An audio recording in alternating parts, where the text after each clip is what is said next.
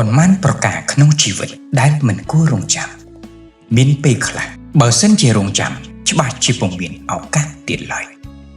កុំរងចាំដល់ចិត្តផុតដង្ហើមទើបចេះស្រឡាញ់ជីវិត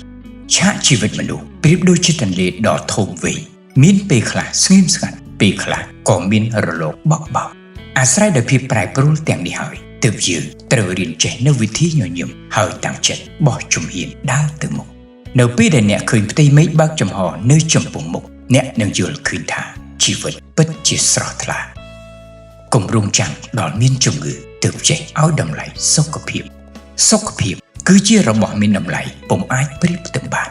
មានអ្នកខ្លះលក់សុខភាពក៏ដើម្បីចង់បានកេរ្តិ៍ឈ្មោះដល់ទីបំផុតចំណាយទ្រព្យសម្បត្តិស្ទើរទាំងអស់ដើម្បីទាញយកខ្យល់ដង្ហើមសម្រាប់ដកឲ្យបានសុខស្រួល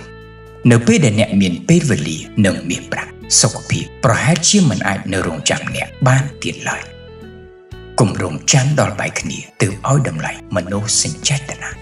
ពេលដែលនៅក្បែរគ្នាតែងតែឆ្លោះប្រកែកសោះក៏ក្រោះនិងបំភ្លេចចោលគ្នានៅពេលដែលបាត់បង់ហើយកុំសំអាងលើទឹកភ្នែកវាពុំអាចជួយអ្នកបានឡើយត្រូវចេះឲ្យតម្លៃនៅអ្វីដែលយើងកំពុងតែមាន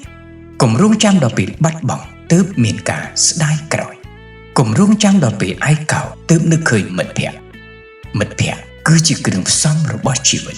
ជាថ្នាំបំបត្តិការឈឺចាប់នៅពេលដែលអ្នកជួបទុក្ខសោកទូរស័ព្ទម្ដង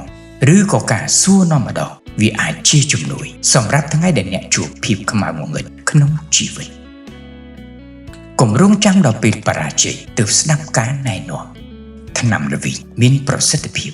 និយាយត្រង់និយាយពិតអាចធ្វើឲ្យអ្នកដទៃមិនពេញចិត្តដូច្នេះត្រូវចេះយកសម្ដីអ្នកដទៃមកថ្លឹងថ្លែងសម្រាប់ជីវិតរស់នៅ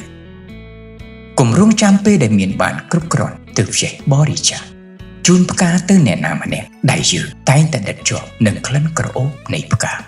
ពន្លឺភ្នែកដ៏ស្រទន់ស្នាមញញឹមដ៏កក់ក្ដៅមានពេលខ្លះវាជាអណ្ដាតភ្លើងសម្រាប់កម្ដៅដល់ដួងចិត្តដែលកំព្រាឯកា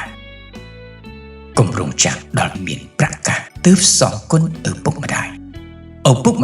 មិនចង់បានលុយកាក់ឬសម្ភារៈទំនើបឡើយពួកគាត់គ្រាន់តែចង់បាននៅការនឹកឃើញរបស់កូន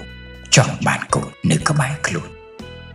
ឆាកជីវិតមិនរងចាំអ្នកណាម្នាក់ឡើយចូលអ្នកគុំពជាពេលរស់នៅឲ្យបានត្រឹមត្រូវចេះដឹងគុណនិងស្រឡាញ់រាប់អានអ្នកដែលនៅជុំវិញ